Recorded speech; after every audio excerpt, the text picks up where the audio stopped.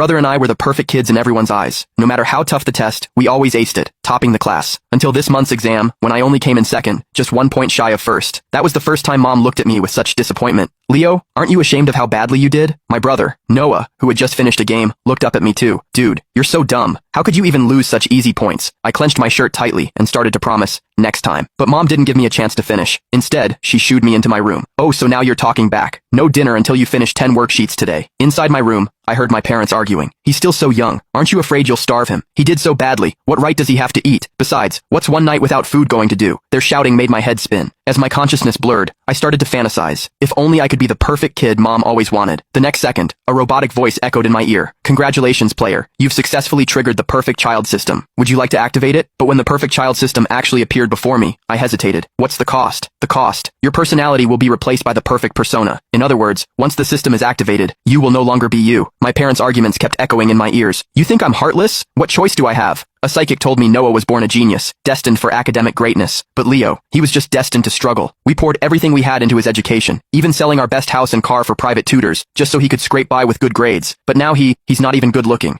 and his grades aren't outstanding. What if he can't find a partner when he's older? David, I'm worried. Mom's sorrowful cries mixed with Dad's angry voice, but I couldn't hear them anymore. No wonder our big mansion from childhood had shrunk into a cramped apartment. No wonder Dad came home later and later, constantly working overtime at the office. No wonder Mom, who used to be so vain, had more and more wrinkles on her beautiful face and more gray hairs. No wonder Noah's game consoles became fewer and fewer, and he often looked at me with regret. It was all because of me. I was the one hurting them. Even though there was only emptiness before me, I still nodded firmly into the air. I agree to activate the perfect child system. All right, deducting all assets from the player. I instinctively tried to interrupt. Wait, can I keep $500? The system's voice showed a hint of impatience. Bargaining is prohibited. I clenched my crumpled shirt and slowly spoke. Please, I beg you, tomorrow is my mom's birthday. For the last time, I want to give her a gift. After a long silence, the system replied, fine, it's almost New Year anyway, so I'll waive those $500. Also, your personality will disappear after tomorrow. Say your goodbyes to everyone you love as soon as possible. I nodded, understanding. After the system vanished, I heard knocking at my door, mixed with curses. What? You get mad just because I yell at you a bit? How old are you, still acting like a child? Fine, you won't open up, huh? I'm taking this stuff away, starve to death for all I care. Honestly, I must have owed you in a past life, but I still didn't dare open the door. I was afraid that if I saw Mom, I wouldn't be able to stop crying, wouldn't be able to beg the system to give up the activation. So, it wasn't until the TV sounds also disappeared that I dared to open the door. It was dark outside, and no one was there. On the dinner table was a steaming bowl of rice, piled high with all my favorite dishes. Next to it were my favorite fruits. I clamped my hand over my mouth, preventing my sobs from escaping. The next morning, I planned to wear my brand new school uniform to say goodbye to my friends. But when Mom saw the clothes I was wearing, her face instantly darkened.